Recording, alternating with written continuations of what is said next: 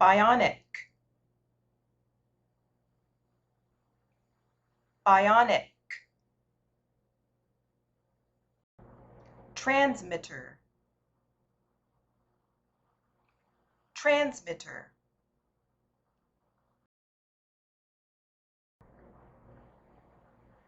implant, implant,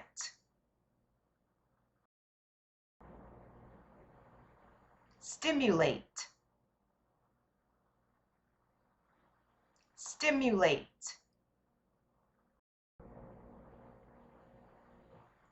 visual cortex, visual cortex, neurological,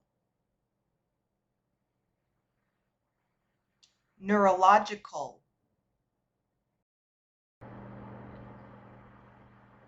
Australian University to test bionic eye on humans. Researchers at Monash University in Melbourne, Australia, are preparing to test a bionic eye on human subjects. Called the Generis Bionic Vision System, the eye looks like a pair of glasses attached to a headband similar to those used on headphones, with a device placed at the back of the head containing a transmitter.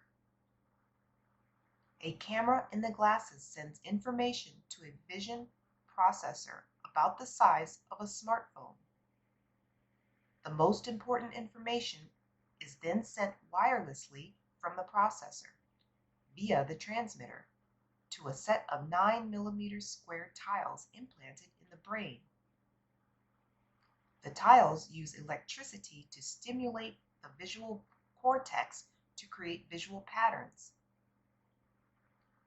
Users won't be able to see the world perfectly, however. Rather, they will see basic shapes and outlines made of up to 172 spots of light, which the researchers say should provide enough information to navigate and recognize people and objects. The researchers have already tested the system on sheep. In a report published in the Journal of Neural Engineering in July, the team said that 3 sheep used the system for up to 3 months without any negative effects on their health. Professor Marcelo Rosa of Monash University said that, if successful, the system could represent a new export opportunity for Australia. The researchers also hope the system could be adapted to help people with other neurological conditions, including paralysis. Other universities and businesses are working on similar technology. Scientists at Baylor College of Medicine in Houston, Texas, have tested a system that uses electricity to trace shapes on the surface of the brain, allowing them to be recognized. Using the system, blind participants were able to recognize up to 86 shapes per minute. The results were published in Cell in May.